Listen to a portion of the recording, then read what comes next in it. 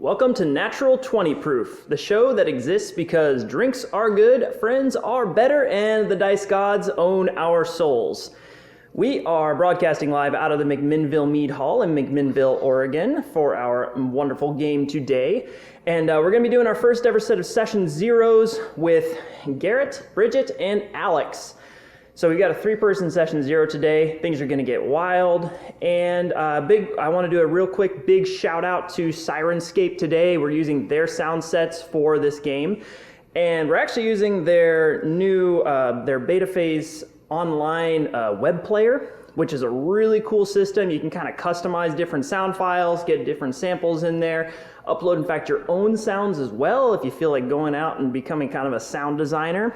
And you can create your very own sets of moods, sound sets, and the whole shebang for your games. Good. It's so good. Yeah, have you played with it a little bit? Oh my god, it's so, like, Syrinscape was already good, and it's so much better. Yeah. It's crazy. Yeah, so huge thank you to the Syrinscape crew. Y'all are awesome. This is like game changing. Yeah. So thank you very much. Literally game changing. Hey! Because, yeah.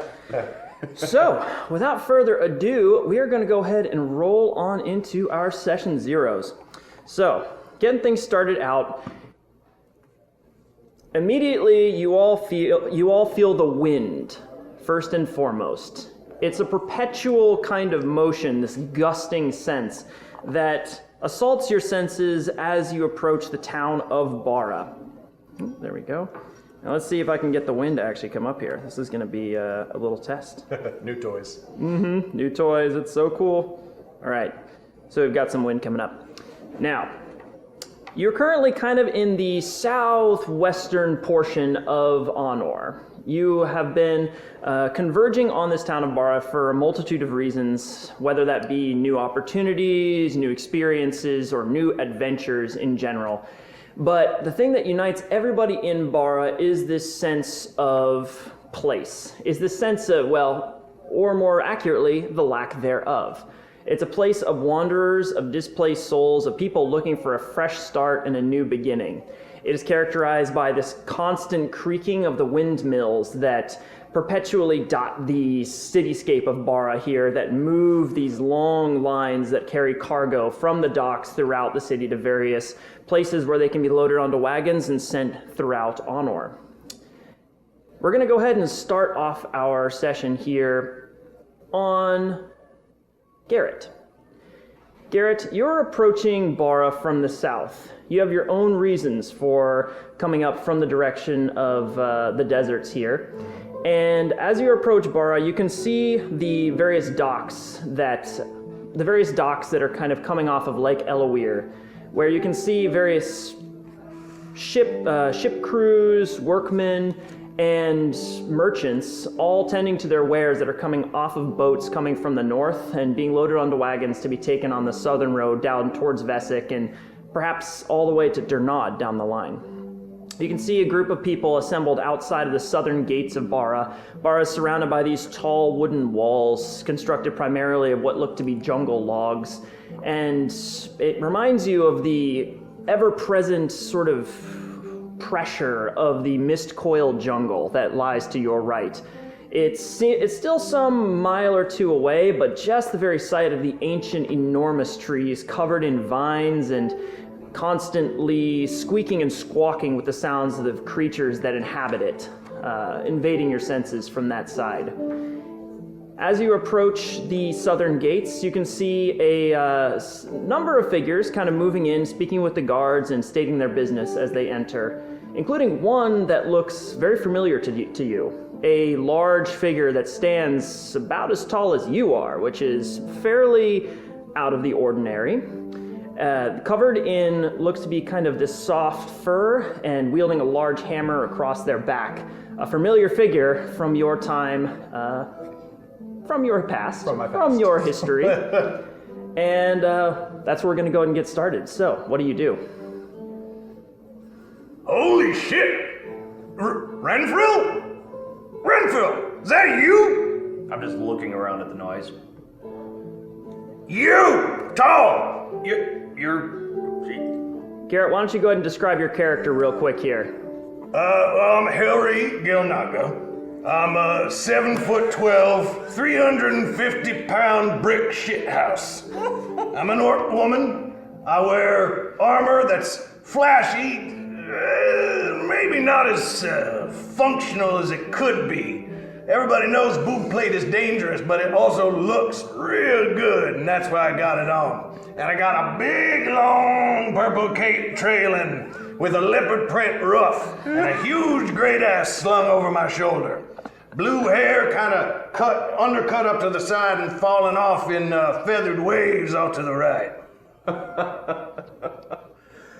Renfrew! You've got me confused with somebody else, unfortunately. You are really tall, though. It's not very often I see anyone much taller than myself. Do I have him confused with somebody else as I get closer?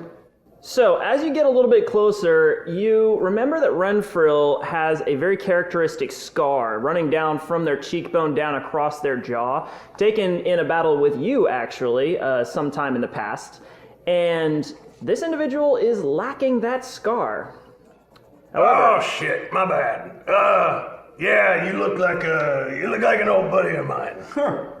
It's not too often you run into friends out here, I guess. It's, how long you been out here, anyway? I'm new to Bar. You got a relative, brother, cousin, or something? No. The name Skullbasher mean anything to you? I think I fought with a couple skull bashers. Yeah, me too. What's your name? Sarris, what's your name? Sarris. Helri Gale Naga. Yeah, good to meet you. You too. Kind of new in town, trying to get my lay of the land here. Oh, you too? Yeah, just breezed in. Me too. I'm looking for a drink. You want to go find a place to get a pint? Oh, God, that sounds so good. It's so hot down here. Oh my God, you should try the deserts. It's 10 times worse. I really don't want to try the desert, but... Don't. It's not, for many reasons, but definitely not. Yeah. So, I want you to go ahead and describe your character now, Alex. I am only about a head shorter than you, Helri. Auburn hair, teal eyes, and this kind of dappled coat of very short fur, like many furbolgs. And so it's like kind of the dappled, that heather gray, there's speckles of white and black running through it. But the one thing you do notice pretty quickly that wouldn't be typical for your average furbolg is sort of minotaur-like hooves and a tail. As it sort of goes down. I'm wearing furs and sort of basic garb, but it doesn't look like I'm really wearing much armor at all. Okay. So as you're approaching this new individual, Sarris here, you kind of shove through the crowd a little bit there, kind of like, oh, this is exciting, get to see, and incidentally, that's why you did not see the characteristic lower body of this person. Yeah. Kind of throughout the crowd here. Well, Bridget. the little people get in the way. Speaking of, Bridget, you have been waiting in line patiently for your chance to enter Bara here. You've been sort of a little bit awestruck looking around at the various multifaceted characters that are making their way into this town. There are people in fine livery who are seemingly here on important business, look to be well-to-do, mixed up with others who are wearing what look to be almost rags, leathers that are barely strapped together by various ropes and twine and patches, who seem to be of the slightly more grizzled sort, who are looking for something a little bit more rough and tumble as far as their way of life goes. You are standing behind one such individual, a very tall, lightly furred, dappled person who you've been sort of keeping an eye on but haven't necessarily been engaging with until all at once you're as a very, very large character, even larger than the one that you've been staring up at, kind of shoves through and begins speaking to this person here. You're standing just to their side, looking up at them as they have this conversation. They seem to have not really noticed you so much at this point. So, what are you gonna do? We're in line, right? You're kind of in line here. Excuse me. Oh, yeah. Hello. You just cut in front of me? Oh, I didn't mean to. I didn't We're mean in to get. line, I thought. Yeah, no. Is that how this works? I don't know. I've never been here. Am I? Is Me it- neither. Yeah. Is it? Are we supposed to? Are we supposed to wait? I thought you just kind of walk in. Are we Not just? entirely sure. I mean, it seems like they're letting people in, but I mean, are we like close to the front of the line? About ready to? You're about midway through. They're moving people through pretty quickly, Does and it look like they're inspecting them? yes, there is sort of a guard at the gate who's basically, you can hear them already from this distance. Oh, welcome to Wara. What's your business? Yeah, all right. Yeah, head on in. Yep. Do they seem associated with any other governmental agencies that I'd be familiar with? So one of the draws of Bara is that it is sort of a neutral ground. It lies directly between Abendlock and Vesic, and those two places each have very different governmental systems. However, they both rely on Bara as sort of a port of transit between the roads that lead down through Vesic and the various riverways and water systems that characterize the Relgar Riverlands that Abendlock presides over. So Bara, although is sort of beholden to both of them, simultaneously is its own organization with its own systems and structures in place. So you're not super worried at this point about anybody recognizing you. Okay. I mean, it's fine if you want to be with your friend, but I just would appreciate it if you didn't knock people over on the way up. Sorry, I really didn't see you there, pint size. It's just, I tend to miss little people. Sorry, yeah. My bad. Apology accepted. Speaking of, why don't you go ahead and describe your character there, Bridget? All right. Well, this is an elf who has copper skin, almost a little bit of a green tint to it. Short hair. She's real short. She's barely 5 foot, maybe 100 pounds if she was soaking wet. She's barefoot, a little bit dirty. She's wearing clothes, but just enough to cover up her biddies, and really not much else. And yeah, not carrying a lot on her. One thing you will notice is she has quite a few tattoos that are shown. She has one on her side, one on her hip, one on her arm, and then a huge tree of life covering her entire back. Oh, shit. Nice ink. And I forgot to mention this, but Helri's got not any particular images or things, but this very intricate sort of stripe tattoo pattern all up and down her arm, both of her arms, that actually go down the wrists and sort of wrap around to form like almost like a fingerless glove sort of pattern, but it runs all up both arms, and you can see it to her neck as well, although there's a fuck ton of scars that are sort of like interrupting the pattern, just scars and scars and scars. Nice ink. Where did you get that done? Oh, I got that done pretty far up north near Carrig. Okay. Yeah, you too. Where's that from? Desert. Vesic? No, I only heard of it. Yeah.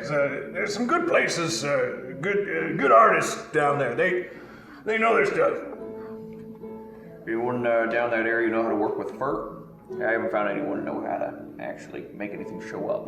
No, I think furbolgs I've seen. In fact, my buddy Renfield, he just did dye jobs. He changed the dye every once in a while. He was the one who gave me the idea for my hair. Yeah, I change the color every couple of months, whatever I feel like doing.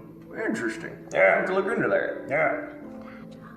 You look good in like yellow. But like a real bright yellow, like neon, glow in the crowd kind of thing. Right. Yeah. Or red. You look like an autumn kind of complexion.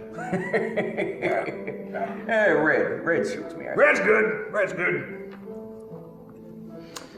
All right. So as you're getting to know each other, waiting in line, it moves pretty quickly, and eventually you step up to the guard at the gate there. You sort of took a look around on your way in just to see, like, are you supposed to cut in line or whatever? You turn around and look to the person behind you who looks to be not super willing to mess with the 8-foot tall individual that just pushed through. 7'12". My bad. So, as you approach the guard, yes, well, welcome to Bara. What can I do for you? Just visiting. We allowed in. I ain't never been here before. Yeah, state your business. Passing through, heading north. All right. Well, carry any contraband, any kind? Does this count? And I have my great axe, which is like as big as she is. Nope. We see a lot of those. Yeah, I thought so. All right. Yeah, head on in. Hey, best place to get a drink? You're gonna want to go to the Windsail Tavern. Windsail, Great all right. place, good proprietor and all that. Go check out. They got a special drink there. Looking forward to getting back to it myself. That's gonna be the Broad Lake Ale. Good stuff. Specialty here. All right, I'll check it out. Thank you kindly. Yeah, absolutely. Enjoy your time in Bara. And you. He looks down at you there. It's kind of a larger individual, looks to be human, very burly. This kind of broad, kind of graying beard there. Oh, I'm just visiting. I just haven't ever been here, so I wanted to look around and see what this town was all about. Tourist? All right. Sure. Yeah, well, that's fine. Any contraband? What's contraband? Go on in. Okay. And, you? Oh, we don't see many like you around here. Yeah, haven't seen many of my travels down here. I'm actually looking for work. I heard there's a pretty good contingent of people go out hunt all sorts of beasties. Oh, yeah, the seal gear. Yeah, you can probably... Guy your size, they'll snap you right up. All and then right. they'll probably snap you right in half, too, but that's not my business. That's not the first time someone's tried. All right, so which end of town would that be? Is it right at south, it. north? Yeah, so you're gonna head on in. It'll be towards the eastern side of town there. Head on in. Ask for a person named Rilwa. Sorry, what was that name again? Rilwa. Really? All right. Excellent. Thank you so much. Yeah. All right. Well, don't make trouble, or else you'll have to speak with me. So Try not to. head on in. You say you were looking for the seal gear call? Yep. Just trying to earn a few coins. You know, start a new job or something. Huh. I was thinking about, I wasn't sold on the idea, but I was going to check it out too. Well, all right. I mean, want to go get a drink and head down there, or head down there and get a drink? Yeah, sounds good. Hey, you feel like going for a drink pint size? Always. Yeah. Always. I can't recall if you said your name. Oh, sorry about that. My name's Penny Lynn. Penny Lynn. What a pleasure to meet you. Nice to Oh, meet you boy. as well. And what was your name? My name's Sarris. Good to Sarris. meet you, Penny. All right, so I am Helri Gilnaga. Helri Gilnaga. That's with an H after the G. The second G, not the first G. No. Gilnaga. This is like a little bit of a glottal stop. Interesting.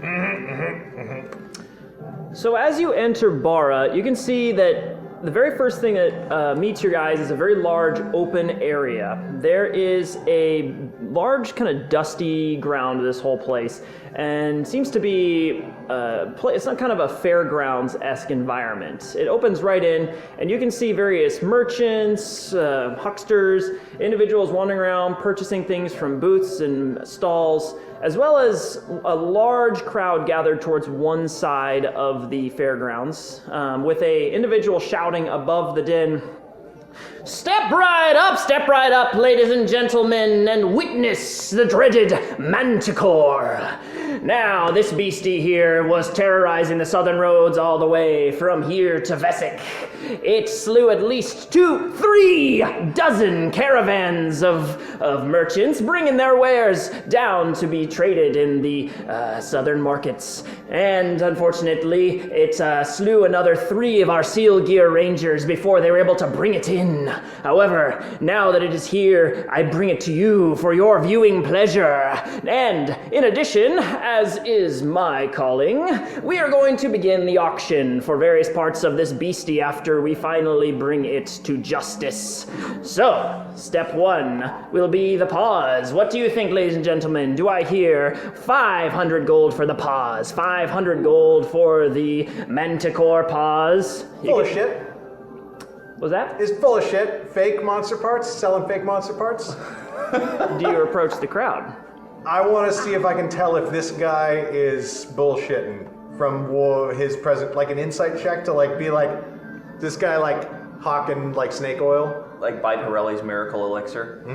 I'll let you roll insight at disadvantage. Sure. Because Yeah, you yeah. can't even see the guy yet or his wares. Oh, I thought I could see him, but that's Nope, fine. there I is will- you can hear this voice shouting above a crowd of people at one end here. I'll push through enough to see him, if that'll let me, yeah. I try to follow a little real close behind her because I know that she'll actually part the crowd so I can get through. And if I notice her coming along, I will actually specifically try to like windbreak, just like Okay. like shove the crowd. Not shove, but You don't really even have to try that hard. Yeah. You've got the whole macho posture here. Elbows are just kind of your elbows literally only go this close to your body.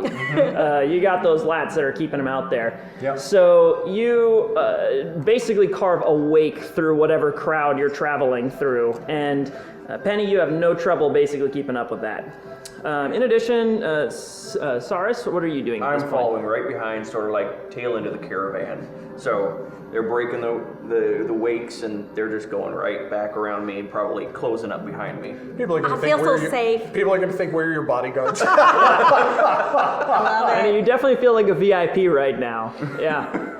So as you approach, you can now see a large cleared out area with it looks to be a half-elven individual, very wiry, thin, kind of balding on the top with this black oily hair pulled back into a ponytail at the back of his head. And he's continuing to shout out, 500, 500, do I hear 500? Oh, you understand, this is a once-in-a-lifetime opportunity. Manticore paws are known to bring vitality, long life, and excellent bedroom capabilities, if you catch my drift. So, 500, 500? One half orc towards the back. All right, 500. That sounds fine. I could do that. 500, 500. What's your name, sir? Daruk.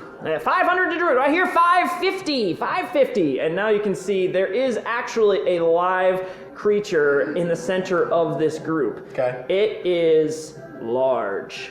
It is something like you have never seen before. It's low-lying, looks very leonine in its posture, with what appears to be almost a human-like face towards the front with these long fanged teeth. Looking around, this whip-like tail lashes around above it with what appear to be these spines that have been bound together by straps of leather that are running down its tail, and these long kind of wings coming out from its back there. However, the wings themselves look to have been sliced down the centers of the membrane there, making it unable to fly at this point. Okay, is it real? Can I tell if it's real? Go ahead and roll a nature check. Okay. Oh. Well, that's how you start a campaign. Right out the gate? Natural 20 Natural 20, okay. for 19. Well, you're not really much for scholarly pursuits, but you've definitely read about these things. You've always kind of wanted to tangle with one, and every so often they bring in beasties from the mist coil Sure. into Yeah. locations. Places. So you have decided, you actually would be well aware that this is definitely a manticore. Okay. And you'd also be very aware that these things are actually super dangerous Yeah. and have been a menace to people traveling next to the mist coil on occasion. And it doesn't seem to be some sort of like illusion or something like that.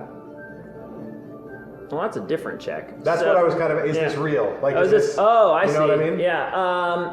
I'll say with a natural 20, we'll say not only is it a manticore, but it is a real live manticore, Okay, and you are looking for telltale signs of illusion, and best you can tell, it is actually a true blue flesh and bone manticore. That's a legit manticore. Looks like it. They're torturing it.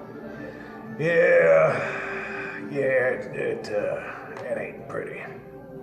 No, I mean, like, why put it can't people down. just leave animals alone, and then they won't hurt people, and then they can live their lives? I mean, most of the time I agree with you. I mean, sometimes you gotta fight a bear, attacks you in the camp in the middle of the night. At this point, But that's nature. This ain't nature. you see the manticore lunge towards the keeper, jaws snapping wide and open, releasing a large growl again. It is currently bound by a chain to the ground in the midst of this clearing, and is lashing his tail around in signs of extreme aggression towards the surrounding people.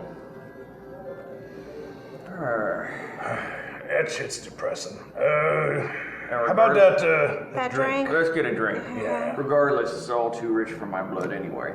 Oh, yeah, I ain't buying shit. No. Yeah. Let's come back to that later. All right. So as you're beginning to turn away, the auctioneer shouts out, "All right, sold to the half-orc over here. All right, next up is going to be the Manticore's wings, ladies and gentlemen. Wings, understand this thing, ferocious beast, is responsible for the deaths of many, many travelers along the road here. And for just 300 gold pieces, you can take home one of its wings. So, what's it going to be? 300 gold? Bing! What? Bing!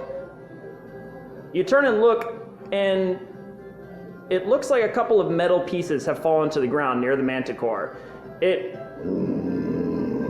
looks down, and you can see the bindings that have been holding its two of its front paws to the chain coming back from it have snapped and fallen to the ground. You turn and look back towards it again, another. The bindings that have held its tail together fall and tumble to the ground. Immediately, it whips its tail around and hurls 3 spines into the crowd. A human and a gnome each fall dead to the ground instantly from the flying spikes. The auctioneer turns. What's happening? What's happening? Bing! It leaps on the auctioneer and begins to tear into him, pulling off chunks of his neck, his torso, his shoulders there, eviscerating him in just moments. Immediately, the crowd surges away from this creature and starts to head towards the entrances. However, you can see a growing confusion and tumult around the exits to the fairgrounds here, as it seems the crowd is being stopped somehow in the distance there. The Manticore leaps outwards, taking down another individual, ripping out their throat, and continuing along into the crowd. And I'm gonna need y'all to roll initiative real quick here. Yeah. It just wants to be free, though. I know. Oh boy. Okay. This is how it starts, though. I got it. Yeah. That's good. Okay, so let's see if is that in frame there? Cool, good enough. All right, good. Good.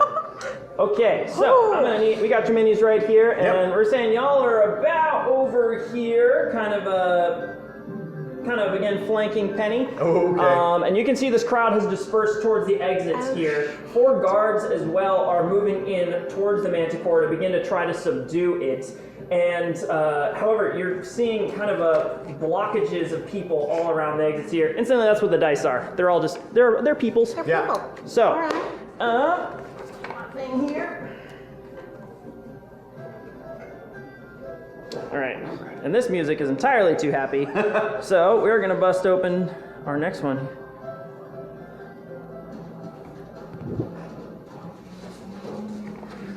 Okay. All right.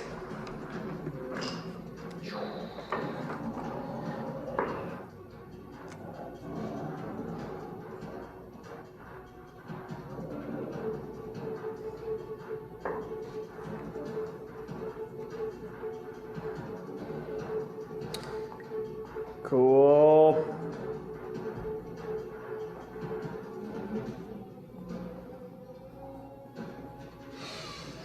All right, so I'm gonna get Helri's. 1. All right, Helri, coming in to clean up afterwards. We're gonna get Penny. 23. Okay. Wow. Started with a natural 20. That's 2 natural 20s in what, 4 rolls so far today? Yeah. Yeah. There's a good start. It's a good start. Okay, he said jinxing the whole thing. All right. 17 flat. All right, 17. Okay, that starts us off with Penny. Penny, what are you going to do? All right, well, I don't want to really hurt him so much, but I do want to slow everything down. So I would like to use entangle on the space where there's the manticore, just to try to restrain him, slow anything down. Also, hopefully everyone can take a breath or two.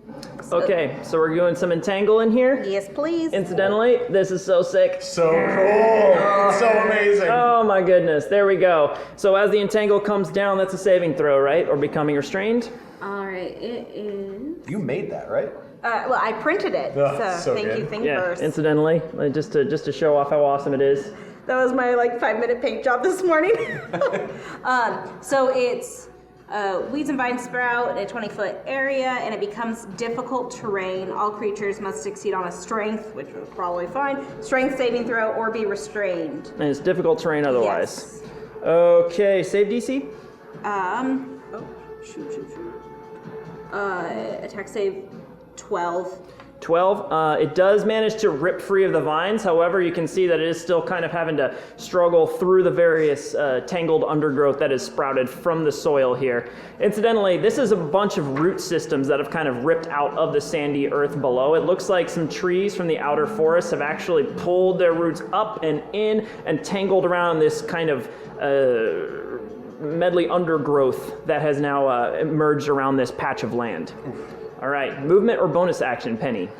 All right, well, just some flavor for when I cast that. I do call on the powers of domain as I do that, and anyone who's behind me will see that my Tree of Life tattoo starts glowing this vibrant green as I cast it. I'm looking respectfully. And then I'm going to, I'm just going to try to stay, I'm going to, I think, stay where I am, because I think I'm a little bit safer behind that. Is that partial coverage or right in front of me? So currently it's more like a low-lying bench where people were sitting and watching. It's not real, you could probably duck down and get kind of partial cover, but it isn't really solid. It's actually like a bench thing, so you just kind of maybe get a tiny bit of cover behind it. All right, I will, yeah, I can't bonus action, how can I? So I will, for my movement, actually go behind that crate. Behind this crate over here? Yeah, if I can reach there. It. So 5, 10. You can't quite make it Okay. all the way to the crate. I'll stick where I am then. Okay, kind of ducking down, I'm assuming, to try and get as much cover as possible. I'll give you +1 armor class for that. Okay. So that brings us to Sarris. All right. So I'm gonna get a good look at that manticore and just start grinning and just be like, didn't think I'd start on the clock so soon. And I'm gonna go use my bonus action, go into my battle trance, and dive straight in towards that manticore, both hands on the warhammer, and swing. Okay, so Sarris vaults over the bench here, 5, 10, entering into the difficult terrain, we'll go 15, 25. Coming on in, you can both see as Sarris is, why don't you go ahead and describe what this battle trance looks like? You watch, you've seen a lot of people probably in fights and pits just kind of get just furious, get angry.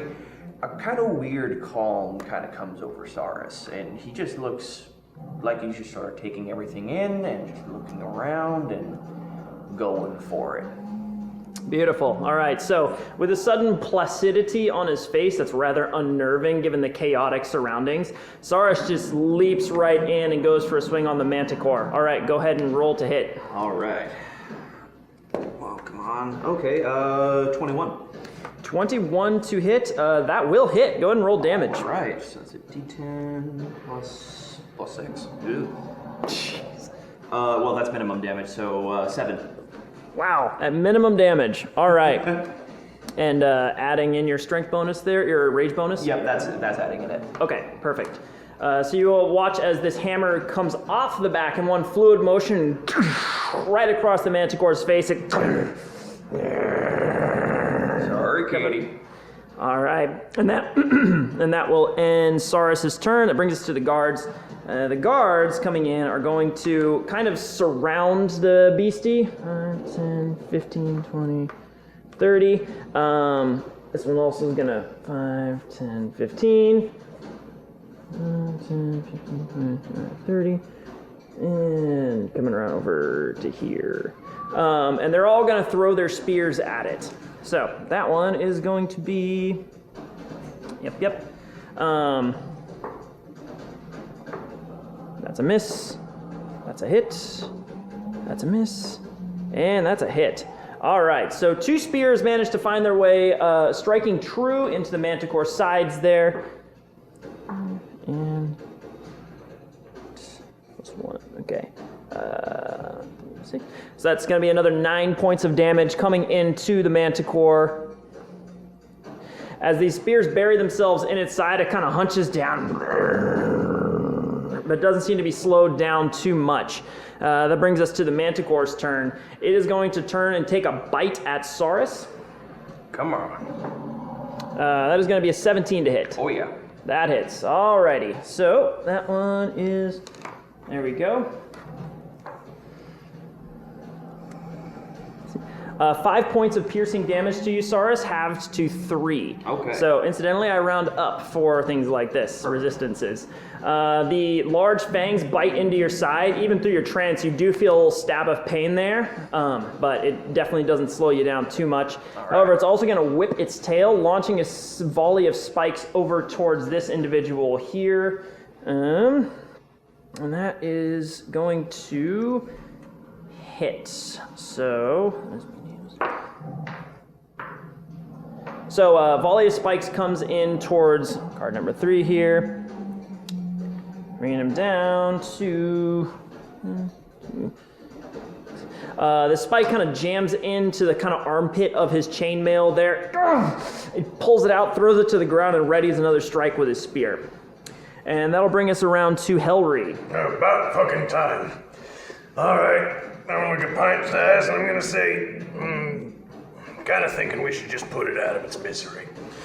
I'm gonna go for it. I'm just gonna run right in and full on swing the axe. Swinging the axe. All right, so charging straight in, also vaulting over. 15, 25, and towards the Manticore. Come on, baby. Sarris, you see your new large friend appear right next to you, also swinging in a badass giant weapon here. 11 probably misses. 11 unfortunately will miss. You're trying to slash in towards the tail, but it whips out of the way just in time.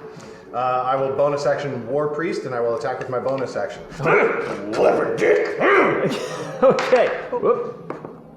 Oh, fucking 12? 12 unfortunately will not hit on it. Yeah. And once more it ducks out of the way of your strike. Slippery little shit. Alrighty. That brings us back around to Penny. All right, well, I'll try to go in there as well. I don't want to do this, but I also think that it's better than being cut up and sold. So That was my thinking. I'll go on in there, and All the way in? Or- yeah, and I'm going to use my bonus action to do Shillelagh. Shillelagh. Cast Shillelagh, and then try to hit it with my quarterstaff. So in this one, the back tattoo of the world tree kind of glows green again, and roots begin to grow out of it, grow down your arm in this kind of vinous pattern that grows out along the wood of your staff until you have this kind of greenish, almost like veins going all the way up and down the staff. Alrighty. Oh no! Why are we all so bad? Except for you, you're great. You're perfect, never change.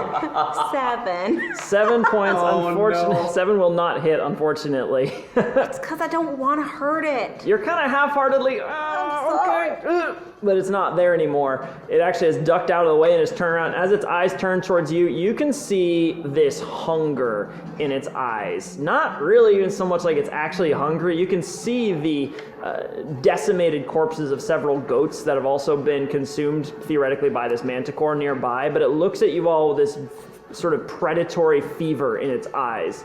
Really more of a desire to kill as opposed to just a desire to feed. That brings us to Sarris. All right, second verse, same as the first. I'm just gonna go ahead and I'll look at Helri and just be like, "Don't worry, that tail's slippery," and just whack, just drive for the fences again. Drive for the fences. Okay, go ahead and roll to hit. 19. 19 will hit. Roll damage. All right. minimum again, 7. 7. All right. Well, 7 is still pretty good. Another large crunching sound as the hammer slams into its ribs this time. However, it still seems to be up and pretty strong. That brings us to the guards. They each have one more spear, so they're going to kind of come in, closing in from the sides, entering and sort of stepping carefully around this entangling presence here. Coming in from the back. It's going to get flanking. That one is not going to get... Okay. Let's see if we can get him to perch here. Maybe. Your entangling vines are killing them. You know what? They're just like that. Okay, that guy's leaning on the tail. It's great.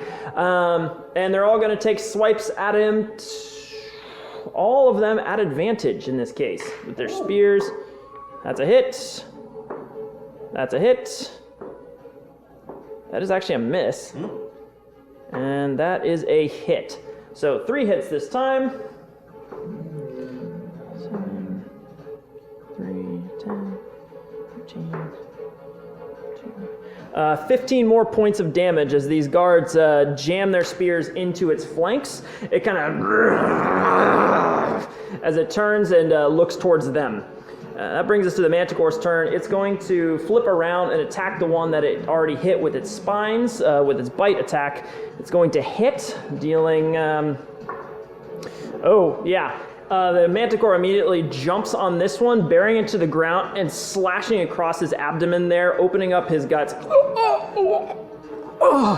as he collapses dead. Simultaneously, the tail whips around and hurls spikes over at this one. It's also going to hit. Ooh, and with a shocking degree of accuracy, this tail spike jams right up into his throat. And he collapses to the ground. You hate to see it. You do. It's never good. All right, as these 2 guards fall dead, the other 2 guards kind of pale and draw back a little bit. However, that's going to end the Manticore's turn, bringing us to Helri. I guess we try this again. I'm gonna go for a hit. Mm-hmm. Come on. 14? That is just enough. Woo-hoo! Hey, roll damage. Now you're getting it. God fucking right. That will be 12 points of slashing damage. Whoa! All right. Wow. Bonus action, War Priest. Hit it again! Hit it again. All right, come on. No need to make it ugly. So that's a 16, so That'll hit. Yep. Roll a natural 20, and then I haven't rolled a number above 10 yet. The world balances itself out. It's true. Somehow in the end. That is 17 points of slashing damage. Excuse what? It's a great axe. Oh my gosh. I rolled a 12, and it did. Oh man. So, man, that is a lot of damage. All right. So as this one bites into its side there, you carve a large gash across its flank there. It kind of falls back a little bit as you bring the axe around and bring it straight down on its back. Am I flanking? You are actually, yes, you are flanking. Just gonna roll, see if I get 20s. First one, second one. Ooh, close, but no. Okay. Okay. All right, sounds good. So you dealt a mighty blow to this thing. It now looks pretty heavily injured after those 2 shots. My gosh, 17 in 1 shot. Mm-hmm. Okay, that ends your turn there, Helri, bringing us to Penny. All right, I'm not flanking, right? You're not flanking at this point. Okay, so I still have Shillelagh up because that's a minute. All right, that's going to be a 17 to hit. 17 will hit. Woo, and 10 damage. Whoa. 10 damage. And I want you to go ahead and give me a kill cam here, Penny. Alrighty, so I'm gonna think back to any animals that I knew or saw growing up that had to be put down, and I'm gonna try to hit it right in the right spot in the back of the skull to just put it down in the nicest way so it just doesn't feel anything. It's done and over with. So as humane as possible, but probably right to the back of the skull, just a little pop. So this is a large creature. So seeing the tremendous blow that Helri just dealt, it kind of stumbles down to its knees there, low down to the ground. You very quickly kind of leap up, land on its back, and with a sense of regret and finality, you bring your staff around and right where the spine meets the back of the skull there. You feel a distinctive sound. The manticore trembles for a moment and falls to the ground beneath you there. You do feel a certain sense of... Well, you feel a certain sense of regret at this. However, you do see that in its final moments, it did get vengeance on the guy that was torturing it. So, that is going to end our combat there. Boy, man, y'all are nasty. My goodness. Okay. And that is going to bring us back to our... There we go. So as this manticore falls, you see the various clusters of people towards the entrances and exits of this area suddenly begin to disperse out a little bit. Something seems to have allowed them to now move through, and they hurriedly are running out of this area as trying to clearly flee the scene of this carnage. The guards are kind of looking down at this creature fallen before them and staring over at their dead comrades as well. Before they each look at each other, look at you. You stay here for a moment. We'll be back. And they run off towards the north at this point. I kind of close my eyes and I look at Helri and be like, respect. Yeah, no, you got more hits in than I did. Any guard able to be saved? Taking a look around, medicine check. 12. You see one of the guards, the one that took the spine in the throat is dead. However, the one that just got clawed across the abdomen seems to be kind of coughing, and you can hear a slight moan from him. It is a lethal blow, but not immediately deadly. Use my healer's kit to stabilize him. Okay, roll medicine. Healer's kit. Oh yes, yeah. Yeah. Healer's kit, yeah. So you go ahead and you get down. You close the wound up as best you can. You use a little bit of tricky stuff that you have at your disposal to kind of seal up any of the internal wounds from his internal organs there, and then you sew up the wound on his stomach and basically stabilize him. He is not doing well, but is alive. Pat him on the cheek. You're gonna be just fine. Get up. I look at Penny. I look at Penny, still, I'm assuming, like, on the manticore, be like, you're right up there. Yeah. Well, now that it's dead, no use wasting its body. Does anyone have a knife to skin it? Yeah, I got a knife. Actually, you don't. Sure, here you go. You definitely have a knife. There's like no way you don't have a knife with your background. So if you don't have a knife right now, go ahead and add a knife. That just makes absolutely zero sense. Okay. All right. You want help? Sure. Yeah, I mean, I sure. think we need to let the blood run out first. I've I can seen this string a it few up. times. Yeah. Is there a place that I could theoretically drain the body? There's a gallows off to one side. Oh, yeah, that'll work. Hey, you mind helping me drag it over there? Yeah, I got you. All right, let's do this. All right. So between the two of you, it's not hard. You pretty well kind of shocked. You both pick up one end of it, and you're like, whoop! Whoa, wait. There's some lifting power between the two of you. Oh, there. yeah. Yeah. It How much rises. bridge? It's a lot. Yeah, it's not too bad. I mean, how far away is the gallows from where we are? Because we were told to stay here. It's literally like over in this corner, Oh, basically. all right. It seems to be kind of pushed off and tucked into one side of the square. But you managed to pull the manticore's body over there and get it hung up, no problem. Penny, incidentally, they picked it up while you were still on it, and they seemingly didn't even notice your weight on there. I tried to jump off. You hop off, no problem. All right. It's a moment there. So you bring the manticore over, string it up, and put a slice across its throat there. The blood begins to pour down through the hatch below onto the ground, staining the sand. This kind of it's red with this slightly coppery yellow hue to it. Would I know anything about manticore blood being important or special or anything like that? I'll let you roll nature or arcana for this. I'll do nature.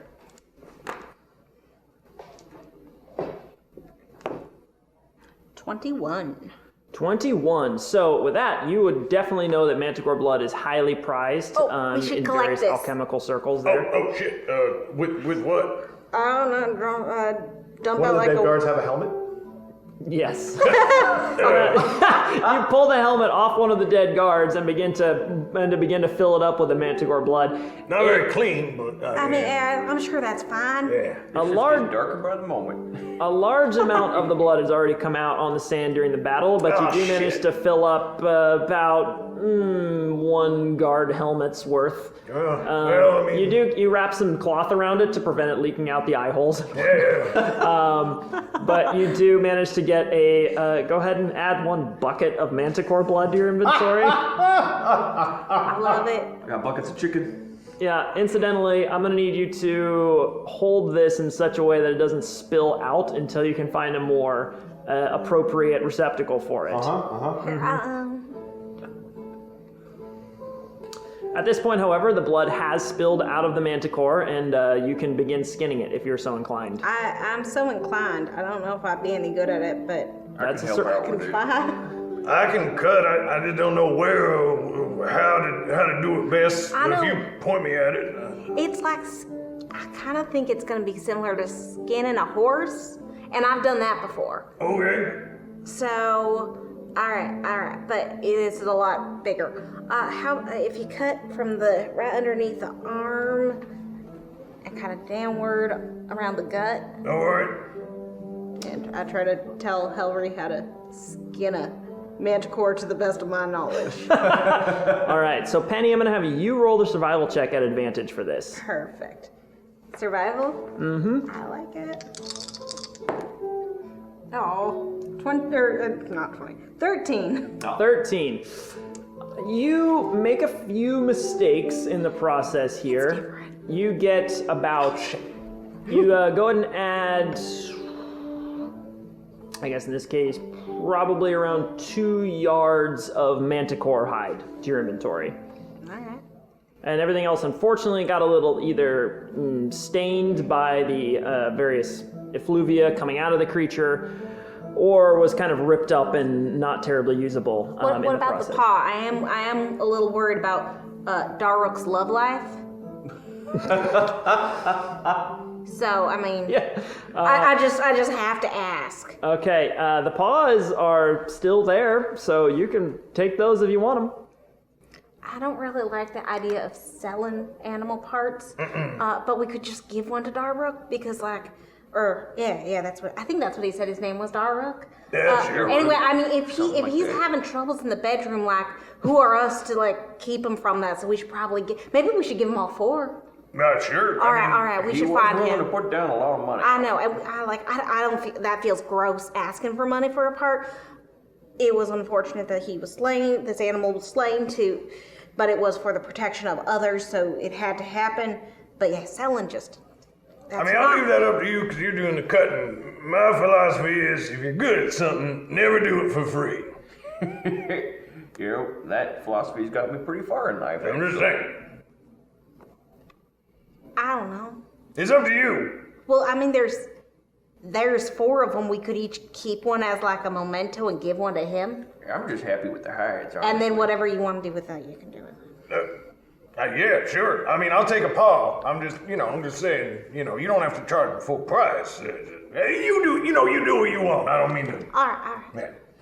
All right, survival check then. To chop some Oh, paws off. hey, by the way, And I'll place my hand on her shoulder, and for a moment my eyes glow red, and I say, you got this, girl. and I will cast guidance. You go, girl. Hey. And You that. feel a sort of chill sense across your body. It is sort of a clarity, as of almost the feeling of like adrenaline moving through you. You've had this sense before when you've been in tense situations from your history and your past, dealing with various creatures or monsters that have attacked you or those you care about. And it is this sudden sort of slowing down of time, as if you are absolutely present in this moment and you smell the faint whiff of blood in your nostrils, not so much from the manticore, but from whatever Helri just gave to you. However, you feel your mind focused immediately as whatever it is seems to have given you a little bit of a boost. All right. And what does... D4. I Plus believe. D4. Okay. 12. Oh no. 12. That is enough to get 3 of the paws. It's not a terribly hard process getting paws off, especially with a giant great axe present. I don't need one. You keep it. I mean, No, you keep it. You hang on. just in case it's for need later. Okay. So go ahead and add 3 manticore paws to your inventory, or Alright. 1 each if that's how you want to split them up. I'm all good. Thank you, though. Are they gonna talk to it? I want that drink. Yeah. Yeah. Where When are are they they? coming back? So as you turn, you see that the entire fairgrounds are now empty, except for one individual that seems to be walking fairly slowly towards you. They're small, kind of a hunched figure, and you can see this, they're completely bald going down back, and these long pointed ears. Most distinctively, their skin is crimson red. And as he's walking towards you, staff in hand, "Hi, hello there. Oh, good job with that one. Must have been a bit of a hairy fight there." Yeah, it's all right. Something like that. Had better, had worse. Have you seen the guards? They were supposed to be back, I feel like, a while ago. Oh, they'll be back in time. No worries there. They're taking their time, all right. That's right. Well, they'll be back when they're needed. Anyway, Who are you? it's a pleasure to meet you. My name is Frednick. And he reaches out one kind of gnarled hand with 4 fingers. There's 1 finger missing from his right hand there. It looks to be the pinky finger, just kind of this stub. You can see these bony, kind of emaciated hands on these long, not terribly long, but very well pruned and manicured nails as he reaches a hand out. He's well dressed. This robe seems to be made of good, solid fabric, not ostentatious, but clearly of good quality. And as he reaches his hand out, you can see a ring on 1 finger there, the middle finger. And it seems to be made of pure silver with a small insignia on it. It seems to be vinous in nature around a mountain. Do I recognize the name Frednick, the person, or the insignia? History check. Could I do the same thing with specifically I'll just give with 2 the of you history insignia? checks. Specifically with the insignia. Yeah. Okay. 12. 12. Not ringing any bells here. 18. 18. The insignia rings a bell. You have seen this vines around a mountain before. Make me think of Carrick. It is not of Carrig, Okay. and it's not of any of the other main cities. However, there are kind of various priesthoods around that worship followers of the Tuatha De Danann, which are the kind of primary pantheon of this world. And this particular insignia is associated with Danu herself, which is a very uncommon sign to see.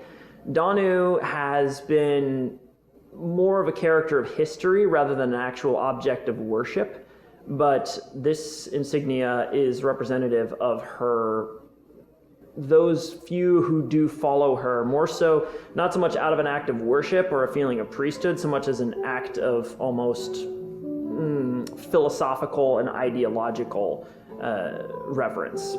There isn't really any clerical association with it, but it has an almost religious veneration behind it. My eyes will go red, and a raven's feather that wasn't there before suddenly just floats down out of the sky in front of me, and I cast resistance, and I take the handshake. I guess it's good to meet you, Frednick.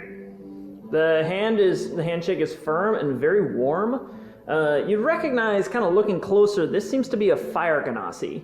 You'd all be aware that ganassi are quite common throughout Anor. Being surrounded by the elemental planes, ganassi were probably one of the first inhabitants of Anor, kind of the humanizing force or the humanoidizing force that had become part of this land. coming out of the elemental realms. This individual's handshake, warm as you would assume any fire Ganassi's to be, but he is very short, very kind of stooped and gnarled and ancient, which is also rather abnormal for Ganassi. As the handshake is firm, brief, and then releases it. Hi, you've got a strong grip there. Always have. That'll do you well in life. Yeah. Turns towards the rest of you. And you? Good to meet you. I'm Sarris, and I just go for the whole elbow arm grab thing. Just good to meet you. And it's seamless as he immediately meets it in the exact same fashion. There's no hesitation, kind of like when you have your own sort of, when people have different handshakes or whatever, and inevitably we all mess it up every time. This guy does not. He seems to immediately flow into the correct motions for this greeting. Frick. Good to meet you. He turns towards Penny. And you? I will, because I can't do what she did. So I'll copy Cyrus's way, and I'll do the arm thing. Hi there, I'm Penelyn. He immediately greets you with the arm thing. Gives your arm a squeeze. Pennylyn, it's a pleasure to meet you. Well, I can only stop briefly, but I wanted to come through and congratulate you on your victory here. And, believe it or not, I'm here on business. And, my business is with you. Really now? You see, you've had eyes on you for longer than you think you have. And, not in the way you think. He looking towards, actually, either of you. All right, but the invitation's for all three of you. Me master is looking for people such as you to cultivate. We need folks about that are doing more for Anor as a whole than just adhering to any one civilization's creed and agenda. And so, me master's looking for a few of you to come out and have a little gathering out in Lake Kapal. What's that? I'm sorry, did you say master or masters? No, me master. All right. And who is that? Hi. Oh, you'll meet him in time. I hate to be rude, but I was in town just looking for work. It's this kind of thing exactly. I mean... Aye, well, if you're looking for work, that's what I'm offering. And he hands you over a velvet purple bag that he produces out of his robes, handing it over to you. I'll cautiously take it. Give it a little shake. You can hear coin jingling inside. All right. And that's for all three of you now, all right? All right. So be sharing. I'll hand it off to Penny real quick. Here you go. Here, you want to hang on to that? It matches her cloak better. Yeah, that's true. It does match your cloak very well. Sure, yeah. I'll split this up. I'm gonna look up at the sky. I'm gonna think. Is this guy for real? And there's the... and I will cast guidance on myself, and I will insight check him. Ooh. Okay, go ahead. Again, what I'm specifically looking for is like bad vibes, and is this a person who would be looking for me for a reason I don't want people to find me? Okay. You know what I'm saying? Yep, I got you. Roll insight. 24. 24. As far as you can tell, this person has been dead honest with you and does not seem to have ill intentions, but doesn't seem to be saying everything and seems to have been fairly honest about not saying everything. Okay. Big old, first time since he showed up, big old grin. All right, Fred Nick, I think we're gonna get along just fine. I think so as well. You seem like a talented bunch, and I think you'll do well in the challenges to come. I would like to really quickly look back at where the entrances of the fairground are to see if the guards are actually trying to get in, but kind of barred, kind of like the people were barred from exiting earlier. Perception check. Okay.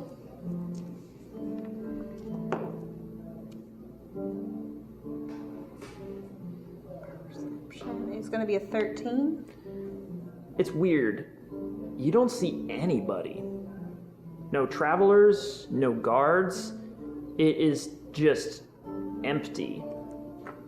Every direction you look, other than Frednick here. Where is everybody?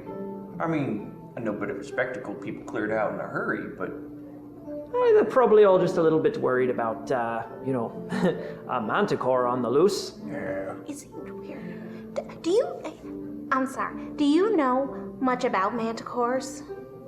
Oh, about as much as the next fella. I don't know how much that is, but do they have the ability to kind of like control areas where people can't leave? Because it seemed real weird. Because when we tried to, when the manticore got out, everyone was trapped and couldn't actually leave until the manticore was dead. Is that something a manticore can do? No. Is that something you did? No. Did I recognize anything about that? Go ahead and roll an intelligence check for memory for what you might have noticed. Oh, hey. 18? Wow. So, you are used to spectators, and there is a sort of feeling to a crowd, and the people trying to flee, you just sort of innately took stock of based on this sort of conditioning.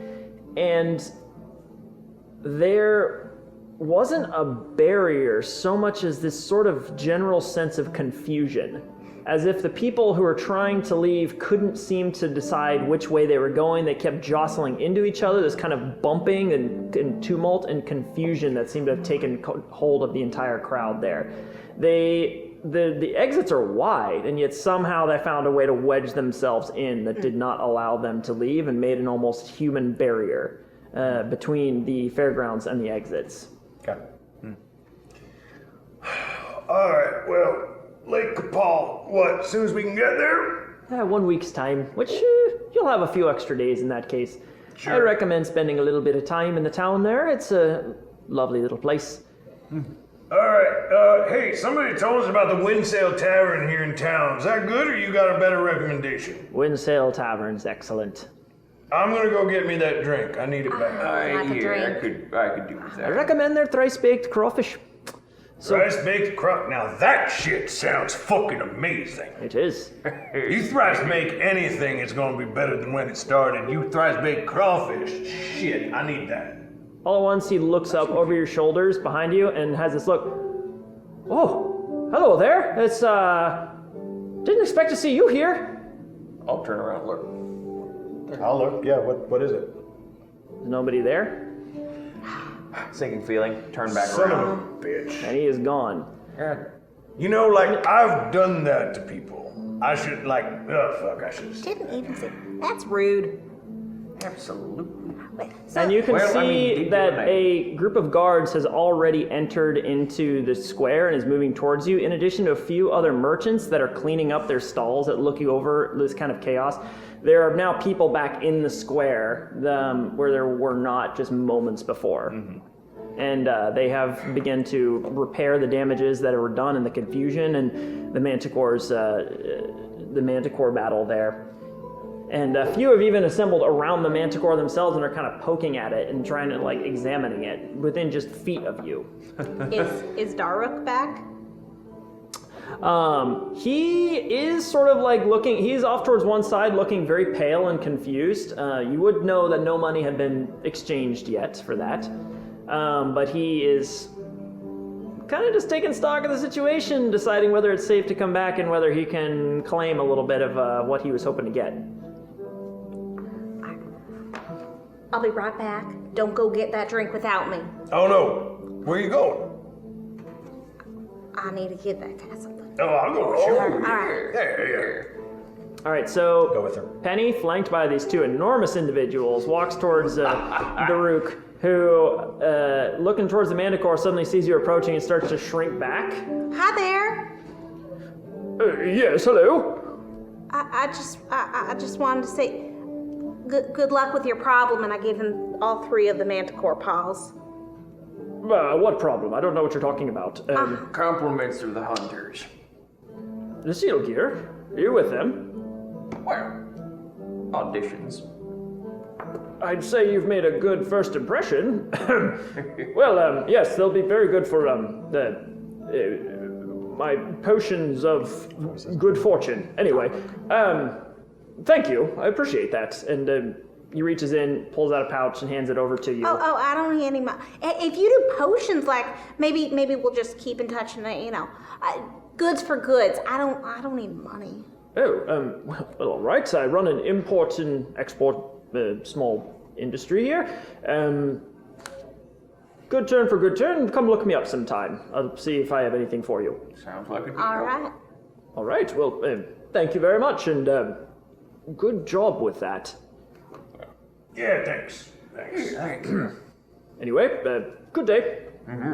Turns and kind of hustles off. Kind of glances over his shoulders a couple times and continues on down the path there. Anybody around paying any special attention to us? You can see most people are kind of looking your direction. Your weapons are bloodied, and you clearly have been in the battle with the Manticore. So that's reason enough for people to be whispering a little bit and trading stories.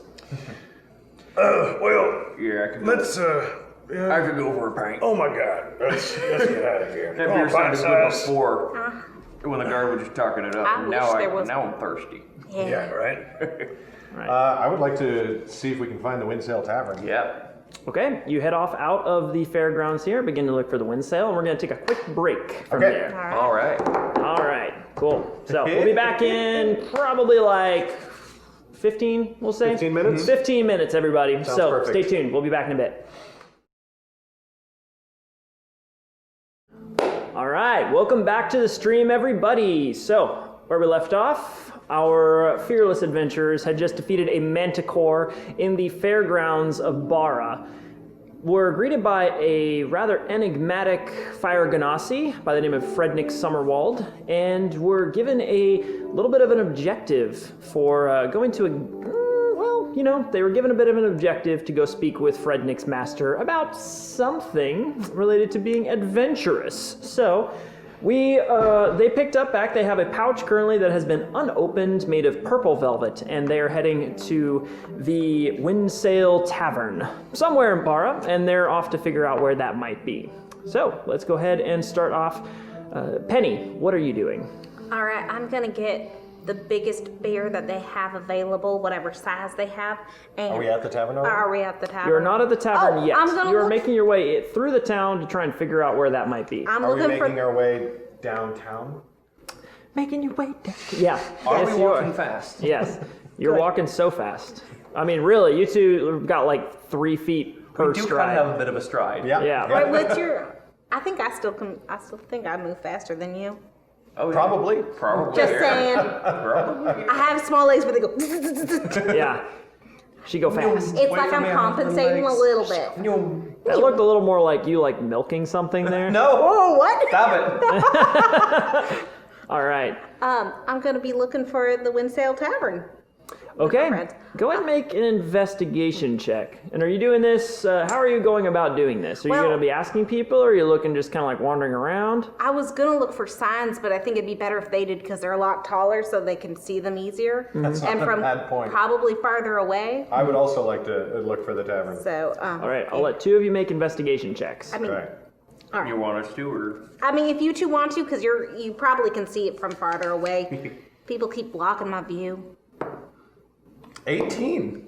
18. Cool. 6. So, in your investigation, you find that the Windsail Tavern is a little ways through town there. It's not a terribly long distance, but probably going to take you about 20 minutes to walk there. However, you find an individual. He is a human.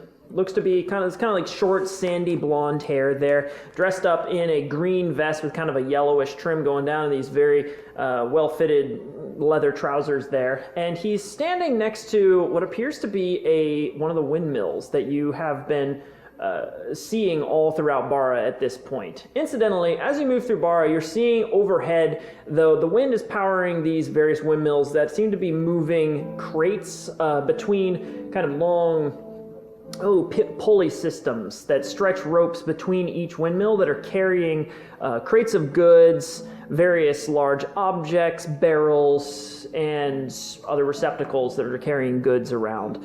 The wind is moving these goods throughout Bara from the docks and from the various fairgrounds and staging areas for caravans and whatnot, and are being maneuvered around this way using the naturally occurring constant gusts that move through this town.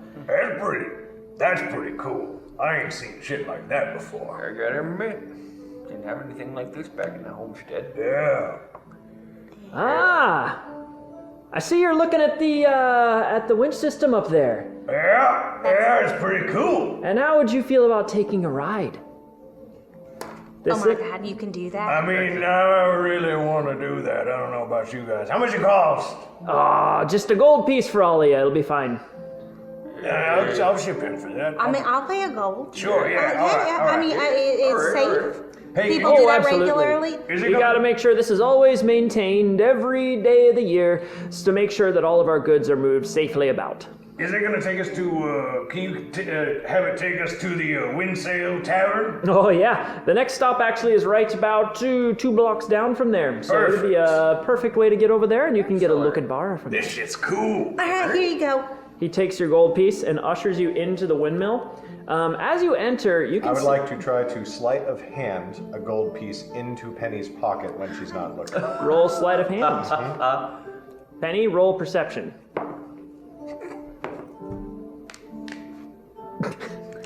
12. 0. 0. So as Helri is attempting to sleight of hand, she and you hear this audible kind of cracking sound next to you, and look over as her hand is about halfway to your pocket with a gold piece in it. Okay, if you wanted a gold, you could just have one. Here you go. No, this You don't is have for to steal. you. No, why? I was just trying to, because I appreciate it. I like to try to sneak. Take the gold piece. I don't want the gold. Just take it. Just take it. I ain't gonna hear no for an answer. You can buy me a drink later I if will you buy want. you all the drinks. Okay. No, not all the drinks. I will buy all the drinks. All right. I don't know. We got a purple pouch of, I think it was money. That will pay for our drinks. Oh yeah. Hey. Let's not talk about that until we're more private. Let's, for the time being. You don't ever want to show your winnings when other people can see it. That is true. Yeah. That is very true. One ride, please. So as you enter into this windmill, you can see that it's sort of quite open on the inside of it, and there's a large kind of wooden platform that's been built into the center of it with what appeared to be kind of a rope system as well as a system of support columns going up on on all the four corners of this platform. The operator ushers you onto it. All right, so make sure to stay towards the center, no falling off, please. All right. You all go on there, he follows you on, and then he takes a winch and you can see as a mechanism above, as you're looking up, you can see the system of gears and pulleys that are kind of constantly in motion as the windmill is turning, kind of creating this torque effect. And as he engages the mechanism there, suddenly something latches on and the platform begins to lift up, being pulled upwards by the torque of the windmill. As you are slowly lifted up towards the top, it comes to a rest and and the platform stops latched into place up there. You can feel the wind a little stronger up here as you now look out over the town of Bara, all the way out over the nearby lake, and being able to see around for quite a ways. This windmill is pretty high up there. And you can see as these various large crates are kind of moving through this upper area here, one after the other, being shunted on towards their next destination. And he kind of like goes off to one side and rolls in this kind of gondola looking thing up underneath one of the ropes here, keeping it out of range of the crates, kind of moving through, looking out along the nearby line as another crate comes through. All right, and everyone on board. All right. I was kind of like, Yeah, sure. step out, just kind of clumsy a little bit, but you know. All right, you step on board there. He kind of wheels you up underneath the line, reaches up, engages several small kind of clamps that latch you onto the line.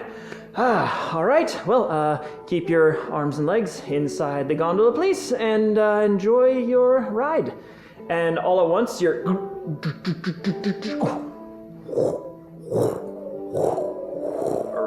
as you are now dangling some 75 to 100 feet above the town of Bara, dangling from this line as you're slowly winched along between these two windmills. You can see the windmill ahead of you, probably about a mile away. You're moving fairly slowly overall, and it gives you plenty of time to look around and see the town below you. It's fairly... it's varying states of ramshackle. It's mostly constructed out of jungle wood and lumber, lots of very hand-hewn kind of structures to it. However, there is a certain feel of a certain clamor of movement and energy to this town. It's not fancy, but it is abundant. There is a lot going on in it. You can see peddlers and merchants down on the streets hawking their wares. You can see smoke rising from various chimneys carrying the scents of various exotic dishes that you may have never tried before. You can see structures and sculptures lined about that seem to be both for sale and just for appearance all throughout this town. It's a very eclectic place, and you're getting a great view of it as you dangle, drifting in the ever-present wind above Bara. I would like to lean in close and say very quietly, Hey, Pint Size. Hold on for a sec and watch this. and then I would like to cast Thaumaturgy as I grit really hard onto the edge of the gondola to have wind just make the whole thing go and just watch Sarris. So as you do this, it's not like a real gust effect, but there's definitely a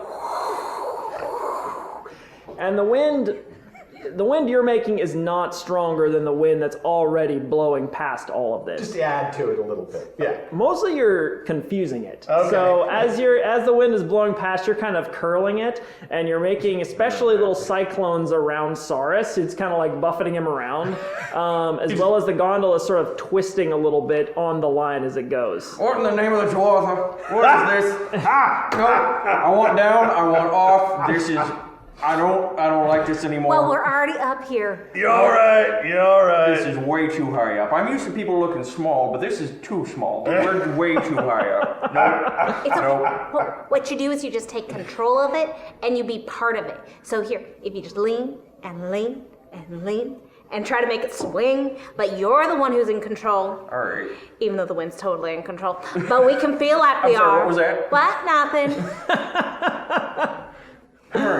Widening the stance also helps. It's like sailing a boat. You always try to keep your hand on something, and you keep your feet nice and wide so that when the ship moves, you can just sort of move with it, and your center of gravity ain't like off too far off if you lean a little bit. That makes sense. Yeah.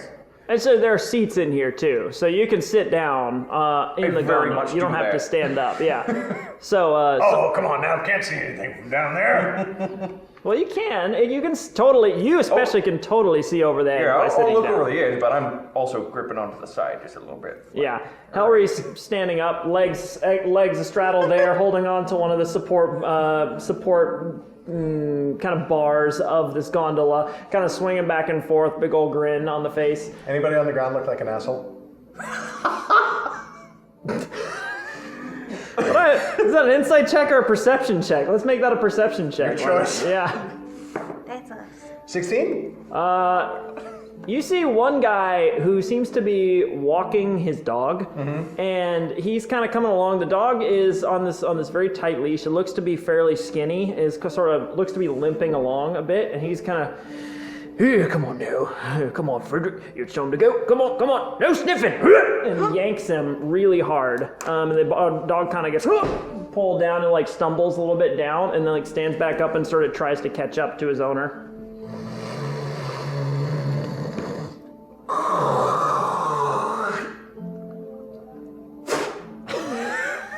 Roll an attack. You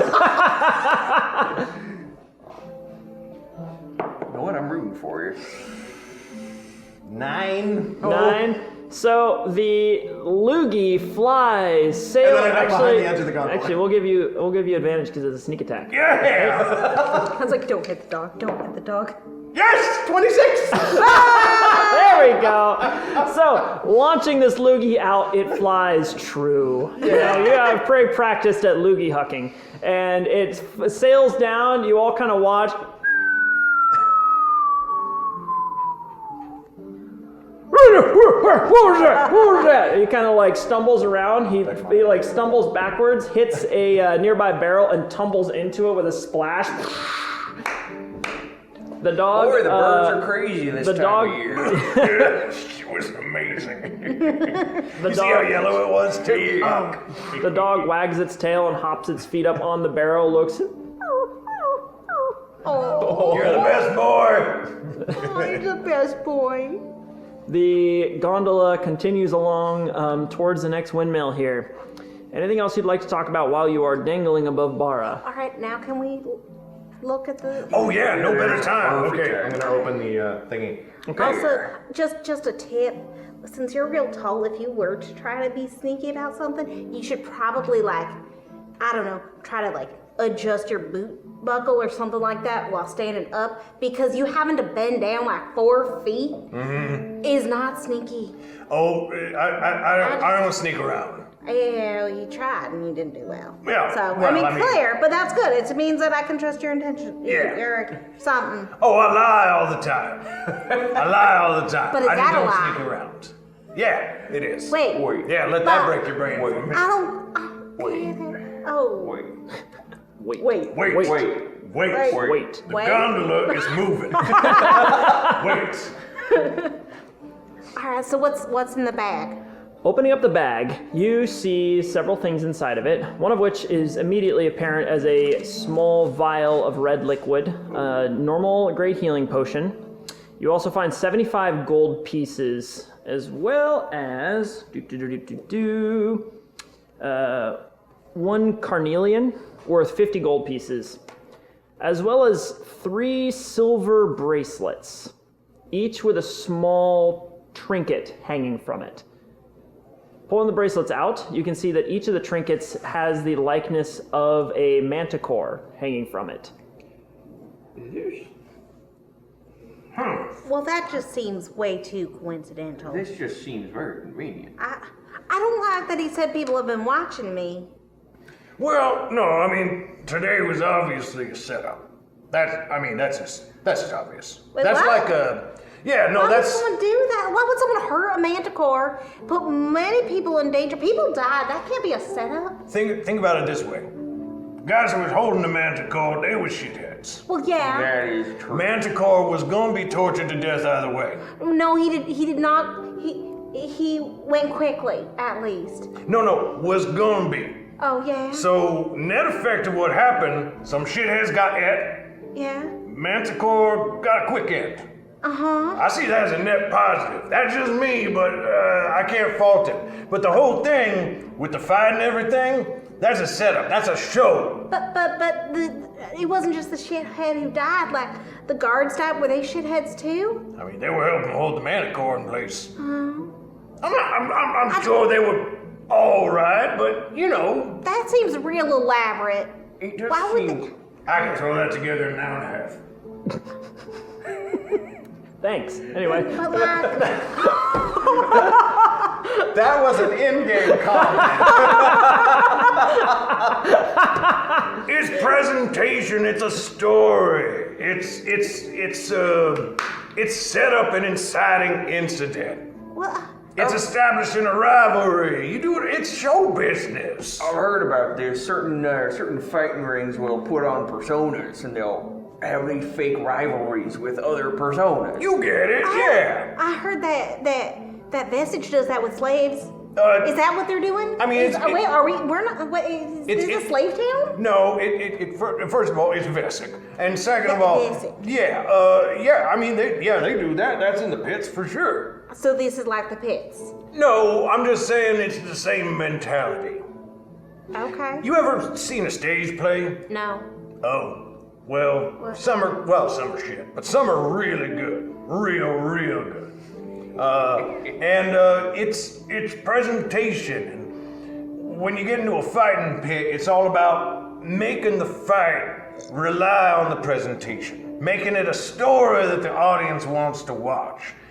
And here, I mean, that was just getting us, that was a trick to get us involved. And yeah, it's a trick, but ain't nothing wrong with tricks. I personally want to meet this fella myself and see exactly, well, we're hard to judge a person's character who you haven't met. Yeah, exactly. You know? We'll get a read on him, I'm sure, when we meet him. But I'm curious to see. Meanwhile, though, we should. Oh, yeah. Incidentally, there is one other item in the pouch. Oh, a small letter. Ooh. And Penny, are you taking that out? All right. Okay. Oh, no. I can't reach. All right. Small. It says, congratulations on your victory. It was a battle hard fought. How can someone know that already? They gave it to me like right afterward. But Setup. you have Tell me proven setup. yourselves worthy of rising to face many strange and wonderful dangers that Anor has to offer. Why does it offer up dangers? Oh, my master is looking for those such as you, those who are dissatisfied with the mundane, who seek to travel beyond the pale and experience the joy of truly living. All right. To that end, you are invited to participate in a gathering on Lake Kapal, where you shall meet those others like you, who are bonded for uncompromising glory. Be there in 1 week's time, and your questions shall be answered. Warmest regards, Frednick Summerwald. Well, that's a nice last name, Summerwald. I don't mind it. All right. Alright.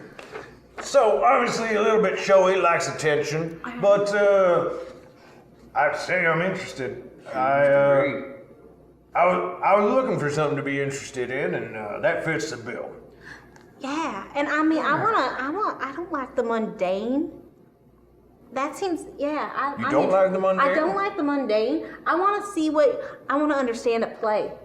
So, I mean, like, if this is a show, this is an adventure, I mean, I don't have anything better to do, I guess. I'll take you to see a real good one. It's about the sort of the founding of Anor itself. Some of like the earliest people who helped put it all together. It's like a musical, but it uses a style of music that's not really super common in musical plays.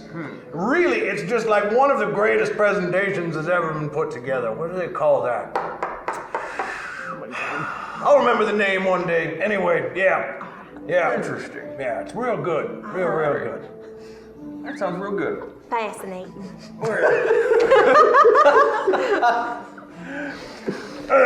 Anywho. So split up the gold, 25 each? My head's not too good with numbers, but that sounds about right. And then you look like you like getting up close. You should take the potion, I think. Sure. Do Well, I I mean, recognize the potion? Probably. Yeah, it's pretty obviously a potion of healing. You've all seen them before. Cool. I don't mind taking the potion, but I can take a couple of hits and be all right. Yeah, sure. I'll hang on to it for the time being. Yeah, it sounds good. Oh man, God, that drink sounds better and better. Oh, hey, when we get there, y'all don't mind? Let me do a little thing with the drinks. And y'all hungry as well? I could eat. Yeah. I could eat. All right. Yeah. We'll just wait like 10 minutes before we get there. Once we get there, before we. All right. Yeah. All right. Yeah. I mean, are you putting something? What are you doing to the drink? I'm not doing anything. I'm making sure nobody else did nothing either. Yeah. Just checking. Best to be safe. Yeah, fair. Yeah. Okay, all right. I mean, I don't understand why anyone would do anything, but Well, you never can tell. Strange parts, never been here before. Don't know the person handing you food. You don't trust that shit. Hey. I suppose there's no harm in being cautious. Never been to this part of the world, so. are we supposed to wear these bracelets? Because I don't really want to. They fit? They each fit you perfectly. I mean, is it like a cuff or just like a It's more like dangly, a silver ring that clasps together just above your wrist there. It clasps together, it's got a little, it's not like it's overly tight, but it can't come off your hand there once it's clasped. But you can unclasp it, take it off, put it back on, no problem. Does it look good with the outfit? Yeah. I'll put it on. It's, Hell yeah. It's glitzy. It's Absolutely. got a real shine to it, and that manticore is very, very well realized. Extremely fine craftsmanship has gone into the creation of this creature. All right. Matches my breastplate. Can't say I'm that much for shiny metals, but yeah, it don't look too bad.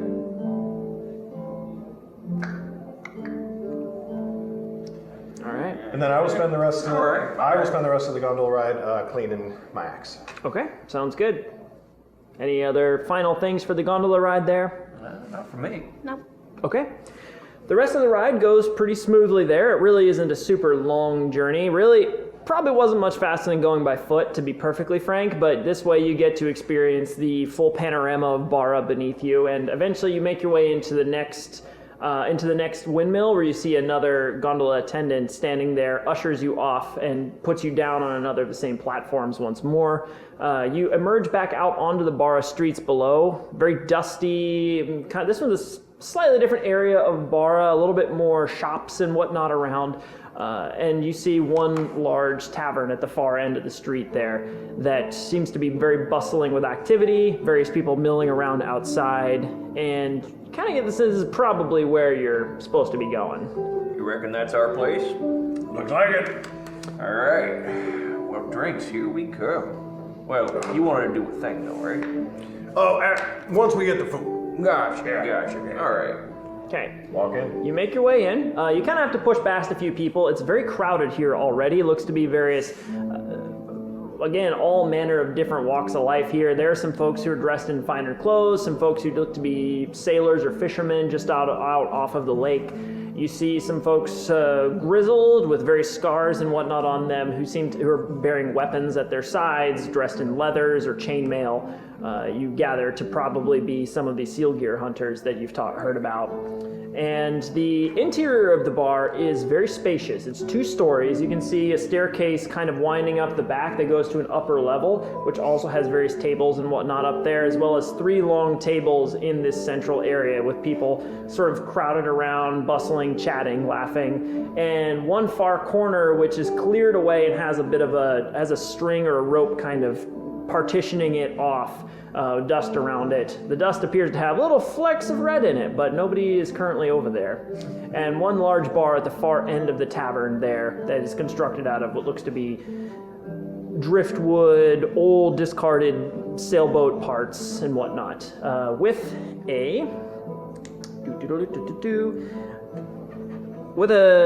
purple-skinned individual standing behind it with these long horns that kind of drape down past their face and curl around their ears, and their hair pulled back in a bun behind their head. You recognize a tiefling. He is actively going about, serving drinks, pouring off from the tap there, handing things out, serving food, moving in a whirlwind of activity as you watch. Anybody in the room who is the biggest person in the room one of us? Looking around, it's pretty well you two. However, there does look to be a couple of half-orcs in there that are approaching your size as well. Which one's bigger? Large individual with a big black bushy beard coming down, draping down his chest there. Very burly, muscly individual, totally bald across the head. Ears one ear looks to be kind of actually clawed in half. Dressed in what looks to be more of a workman's attire. Okay, walk right up to him. Hey, friend, what's your name? Hey there, how can I help you? I'm new here. I want to make a bet with you. All right. I arm wrestle you for a round of, what was it called? Broad Lake Ale. You win, I buy you and your friend around. I win, you buy me and my friends around. Darling, you come join. I'll buy you around anyway. All right, I love this town. Hey, where are you coming from? Oh, no, south.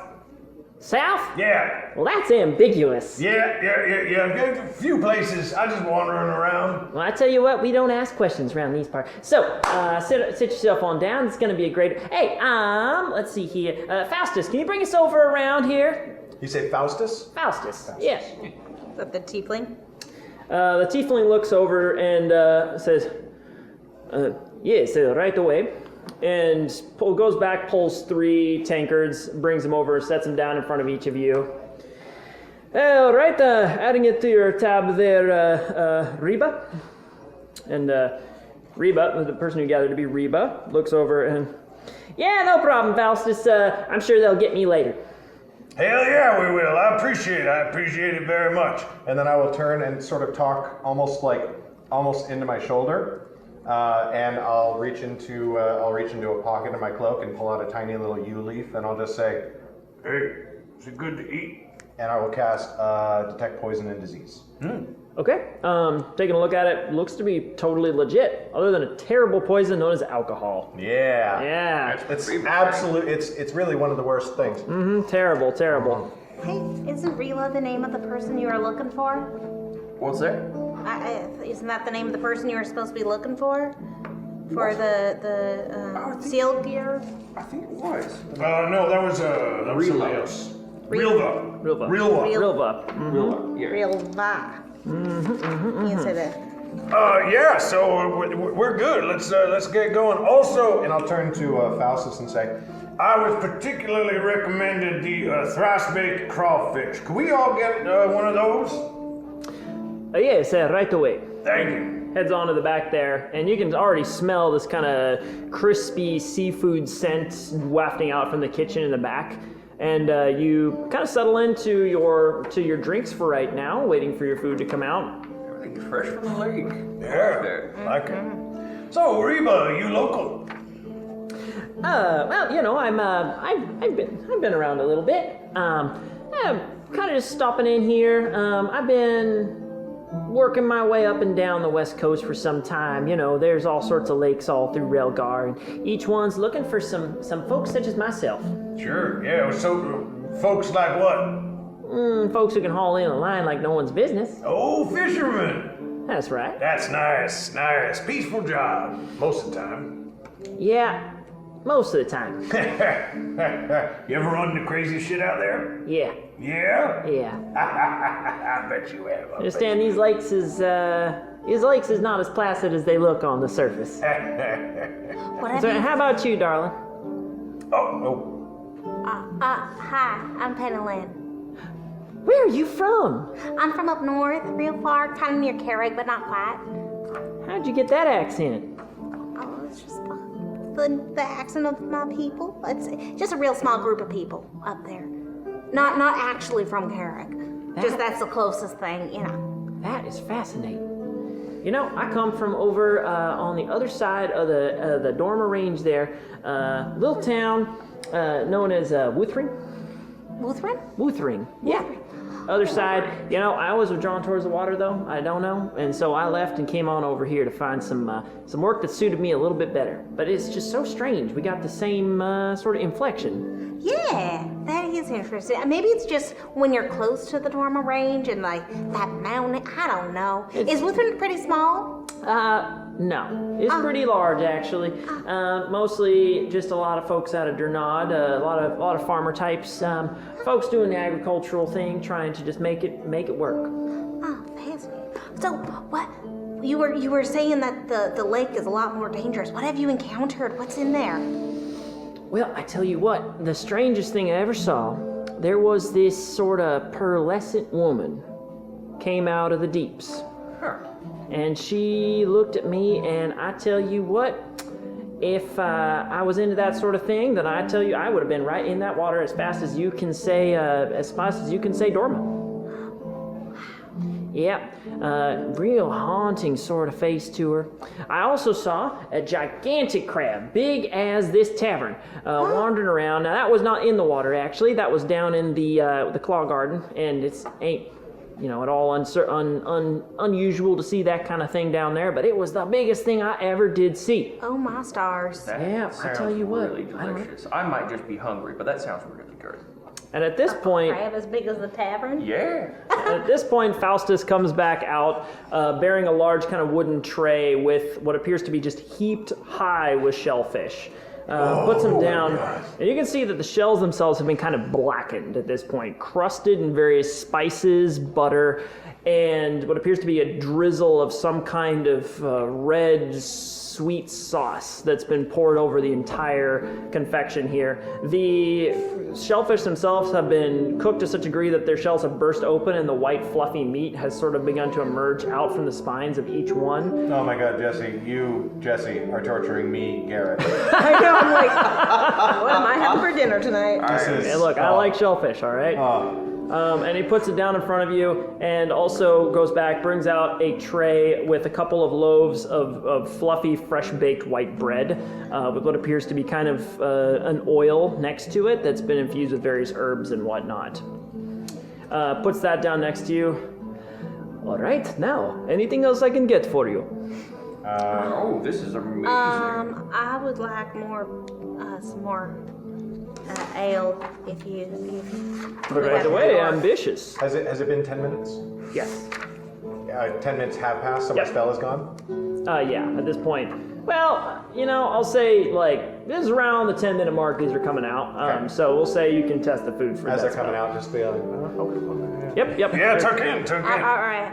Yeah. If we could get some more ale, maybe, and maybe some whiskey, or I don't know what.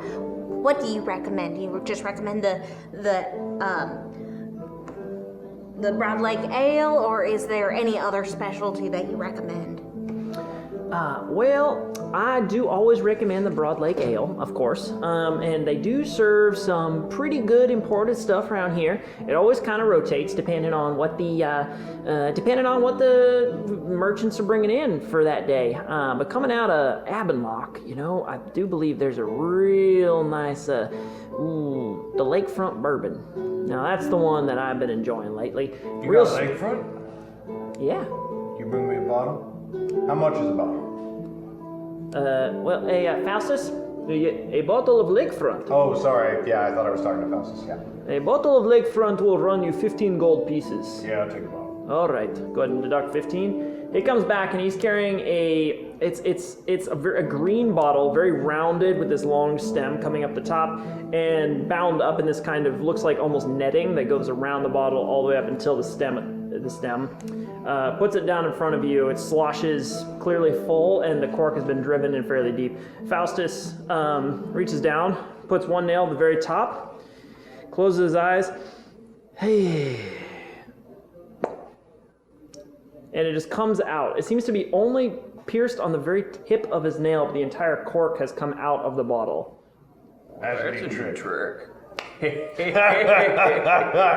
He kind of it comes up into the air and it lands just directly on its top on the table and sits there kind of quivering. If this is okay, I would like to thaumaturgy the smell to everyone. Just cause it to waft. You kind of take there's a little gust of wind that comes out and immediately it kind of burns your nostrils a little bit. It's this kind of classic alcohol stench, a little bit of that real peaty effect coming out of there. You must understand that this is from the Bolari Moor. The peat itself is harvested from those dark grounds. It is a very powerful brew. So, proceed with caution. Now that, You had me at Pete. yeah, That has just the right kind of burn. that smells like home. Here. Here you go. Glasses for everybody, including my friend Reba and his friend. That there, that's Benny. Ben? Benny. Benny. Hey. Pleasure to meet you both. Happy to make the acquaintance. It's like a halfling individual. Hey. Oh, I thought there was two half orcs. My bad. No, just Rilva is the half orc there. Benny is just the smaller individual sitting next to him. Cut off vest there, clearly big broad shoulders as well. Looks to be a pretty burly sort of halfling. Okay. Yeah. Well, hey, thanks, appreciate it. Yeah, absolutely. They pick their glasses up and reach them up. Hey, new friends and new beginnings. Yeah. Cheers to that. Hey, to new friends and new beginnings. Clink. Toss it back. It burns. I tell you what. That is some strong stuff. And, it satisfies something you didn't even know you needed. Coming out of that manticore fight, well, you might have known you needed it. But let's be real. We had one goal from walking into this village. Yeah, you've chopped off enough paws today that you might a splash of bourbon might do the job. Pour another one. You can Anybody else? Yeah. Yeah? I'm good. I'm gonna stick with ale for the rest of the night. Okay. To fucking God. I'm not sure. Hey, the fucking guy. Be polite. Clink. Oh, get that. All right. Whole thing. Pour myself a third. Okay, so as the evening wears on, the bottle swiftly diminishes there. The drinks keep coming. Everyone go ahead and deduct 2 gold pieces for the expenses of the evening over time as you're buying rounds for folks and having a good time. And is there anything else you'd like to do in the Windsail Tavern here before the evening comes to a close? Secure rooms. Okay. You would stay here tonight? Sounds like a plan. Sure. Do you guys know where Lake Capal is? I've heard of it, but I don't know exactly where it falls. Yeah, you're going to want to go up to Skith. It's just outside there. Skith is on sort of a peninsula. You're going to be going right over here. Lake Capal's right there. You have a map between you, and you're going to know where Skith would lie. Especially Penny, you've been a couple of you kind of passed there at this point. I was going to say, would I have passed through there?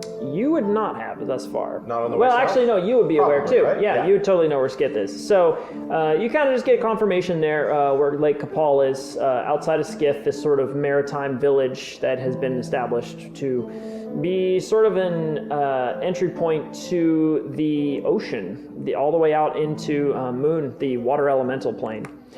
And Skith itself is sort of a frontier town, but is known to be a great spot to go actually on vacations. It's a beautiful lake, very calm, generally speaking, fairly clear of the ever-present winds coming out of the southwestern part of the world. And you now know where this party is going to be taking place, this gathering.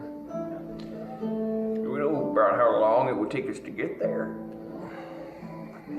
From here, maybe about 4 or 5 days. Ain't too bad. We can spend a couple days here and head out and be there right on time. Yeah, well, I mean, Frednick actually said that there was quite a few things in that town. He recommended we go spend, so maybe like a day here. I don't know. It We could depends set out what tomorrow for one. Yeah, I got the best massage of my life out there. No It was pretty kidding. incredible. Oh yeah, absolutely. Skith is kind of a weird place. Lots of combination of a lot of fisher folk. Honestly, a lot of ways kind of like Bar, a little more of that Abendlock hoity-toityness to it, but definitely worth a visit. Definitely check out the bathhouses there and some of the professionals in the area. Yeah, massage houses go all the way? What was that? Massage houses, do they go all the way? That's for you to find out. That's what I like to hear. Anyway. So, all right. Hey, do we want to, not to be forward or anything, we sharing a room? What are we doing? How are the rooms here?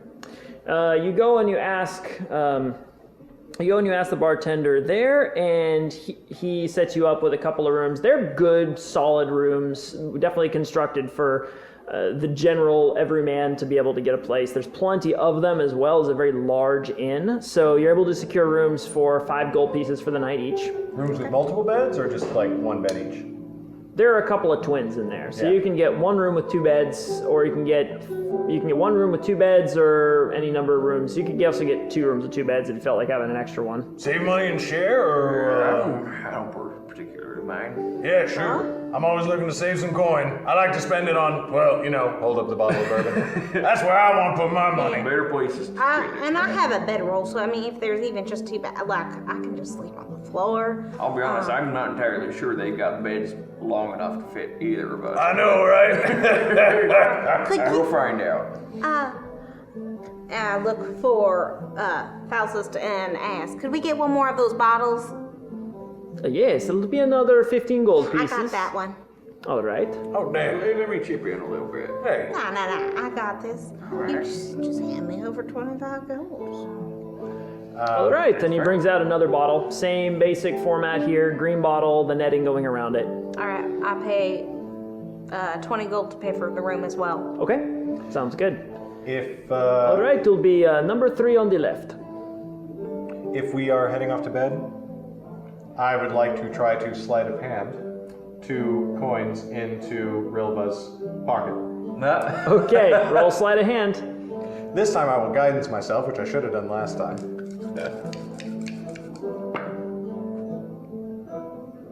8. Oh, yee. So as you're going with the 2 golds, Rilva is sort of like, well, actually, let's see here. Let's see. Doesn't notice. Clearly been into his cups there. Rilva is sort of laughing and joshing back and forth with Benny, and does not notice as you manage to slip 2 gold pieces into his pouch. And I will do the, you know, sort of like pretending I'm drunk thing, and like hand on the shoulder and hand on the waist, and that hand has the 2 coins, and just sort of slip them clumsily into his pocket. Yeah.